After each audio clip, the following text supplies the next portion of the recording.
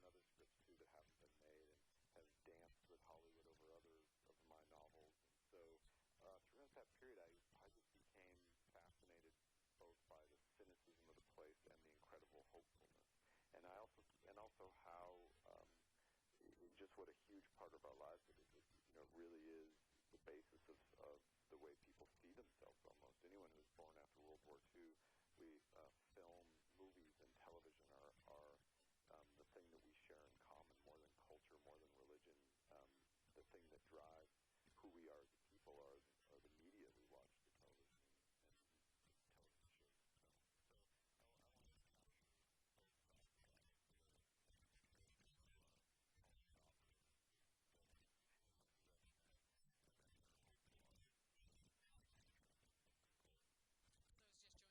just sort of give a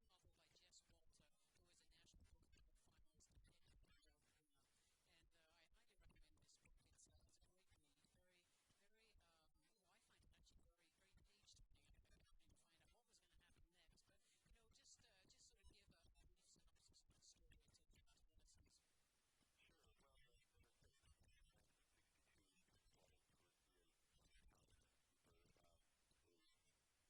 towards the end is minding his business and trying to build a beach in his remote inn when he looks up and a beautiful American actress arrives.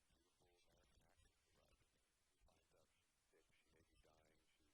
She's on the set of the film Cleopatra with Richard Burton and Elizabeth Taylor. And the story picks up 50 years later with this same Pasquale coming to Hollywood to find out what happened to this woman that he was so smitten by. Along the way, you meet all the people from their lives. The actress's name is Dee Moray, and she has a son named Pat, and you find out about him.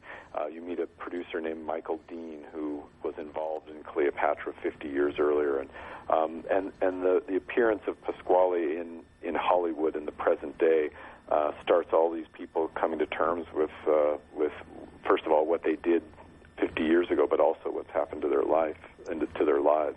And it hopefully through the breadth of all these characters, you get sort of a sense of the ruins that we make of our own lives, which is how I thought the title fit in.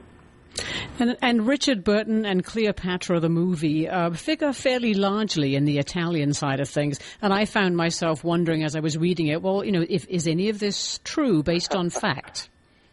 Yeah, most of it is true.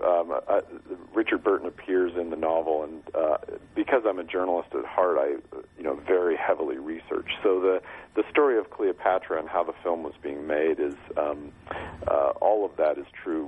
Once Richard Burton jumps into the novel and climbs in a car with one of my characters, it's all fiction from that point on, and his involvement with one of the characters is fictionalized, although he was such a noted womanizer that it's certainly not beyond the realm of possibility.